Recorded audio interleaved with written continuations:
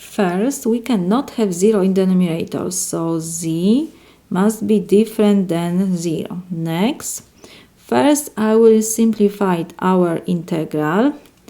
We have to copy integral symbol, and we can rewrite that this is equal z squared over z plus 7 over z. This is 7 with respect to z. So this is equal, we have integral of z squared over z is z plus 7 over z with respect to z.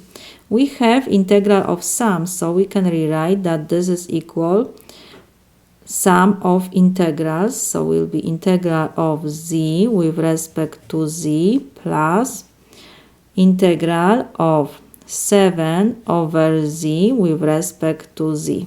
So this is equal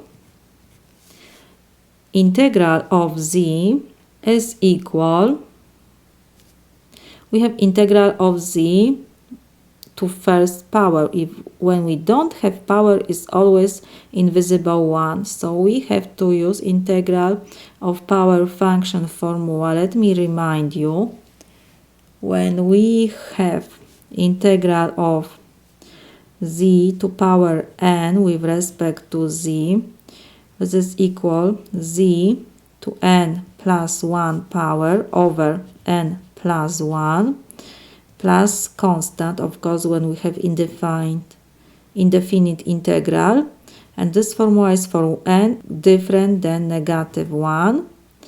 So in our example we have n equals 1. So we will have z to power 1 plus 1 over 1 plus 1.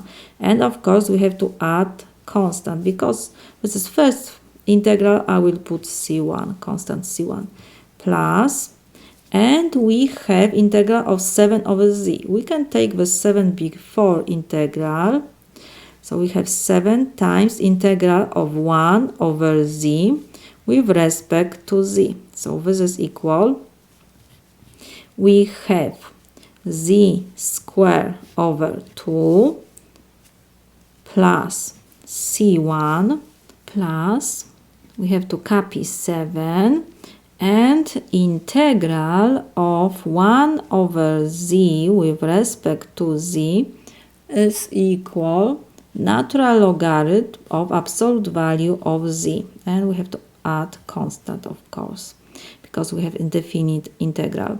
So we will have natural logarithm of absolute value of z plus constant c2 we can put, because this is our second integral. So this is equal, we can rewrite this, that this is equal 1/2 z squared plus, next I will put 7 natural logarithm of absolute value of z plus, and we can combine c1 and c2, so will be constant c. So we are finished.